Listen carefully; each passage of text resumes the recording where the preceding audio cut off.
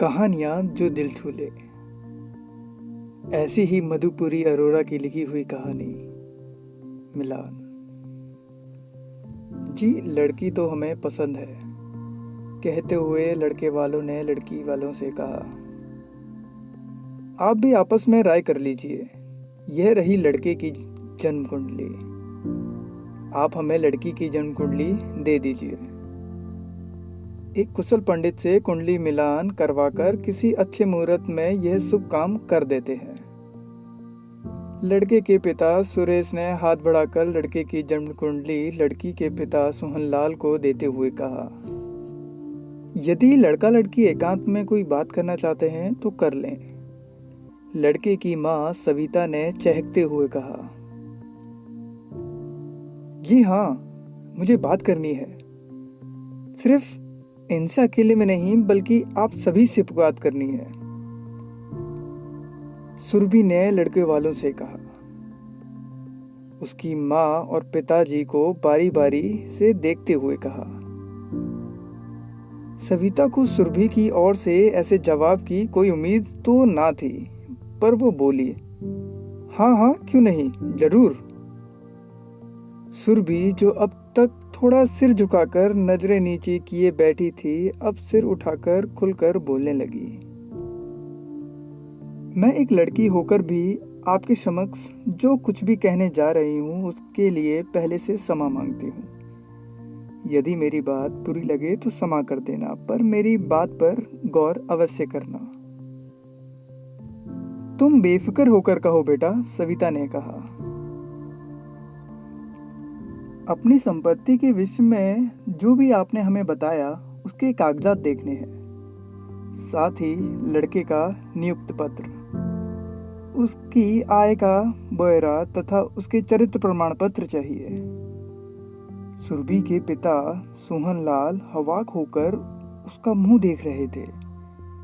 पास ही बैठी सुरभि की माँ लक्ष्मी सुरभि का हाथ दबाकर उसे चुप रहने का इशारा कर रही थी। ये क्या बात कर रही हो? तुम्हें एहसास नहीं है क्या? जो भी हमने तुम्हें बताया वो सच है। सविता तुनक कर बोली। सुरभि अभी शांत थी। कदाचित उसे लड़के वालों की ओर से ऐसे व्यवहार की उम्मीद पहले ही थी। आखिर उसने लड़की होकर भी वो कहा था जो कोई नहीं कहेगा। सविता से मुखातिब होकर सुरभि फिर बोली, हमने तो आपकी बातों पर पूरा विश्वास है, लेकिन जो सच है उसका प्रमाण देने में कैसा डर। माफ करना, जब लड़का लड़की एक दूसरे को पसंद कर लेते हैं तो पत्र का मिलान किया जाता है, ना कि कागजात कौन देखता है। यह तो घर बुलाकर बेइज्जती करने वाली बात हुई। सुरेश ने तनिक गुस्से से कहा और खड़े होकर अपनी पत्नी सविता और बेटे अमन को चलने का इशारा किया। आप मेरी बात को समझिए, मैंने कुछ भी गलत नहीं कहा। आप ये सभी तो पढ़े लिखे हैं। बारी बारी से सबकी ओर इशारा करते हुए सुरभि बोली, बात सिर्फ पुरानी सोच बदलने की है। मम्मी पापा, बस 2 मिनट और, हमें इनकी बात तो सुन लेनी चाहिए। देखें तो इनके मन में क्या चल रहा है। हाथ से इशारा करते हुए अमन ने कहा। एक और जरूरी बात, हमें लड़के की मेडिकल रिपोर्ट भी चाहिए जिसमें फर्टिलिटी टेस्ट की रिपोर्ट भी संलग्न हो। ये क्या बात हुई? आप हमारी कही बातों पर शक करके हद से ज्यादा बढ़ रहे हैं। अब तक सुरेश को और गुस्सा आ चुका था।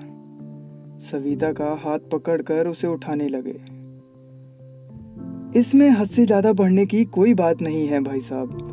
विवाह के बाद इन्हीं सब बातों के झूठ और गलतफहमियों को लेकर झगड़े और तलाक तक हो जाते हैं। लक्ष्मी जो अब तक चुप थी कहने लगी, समाचार पत्रों या मैरिज ब्यूरो प्रोफाइल में जो भी लिखा होता है वो सब तो घर वालों द्वारा ही दिया जाता है। सिर्फ उन बातों को पढ़कर या एक दूसरे को देखकर उसकी सत्यता का पता नहीं चलता ना। फिर यह तो प्रत्येक व्यक्ति या परिवार की गोपनीय बातें होती हैं। अब सोहनलाल जी भी कहने लगे, सच्ची बात है जी, लोगों को तो वही दिखता है ना जो हम दिखाते हैं।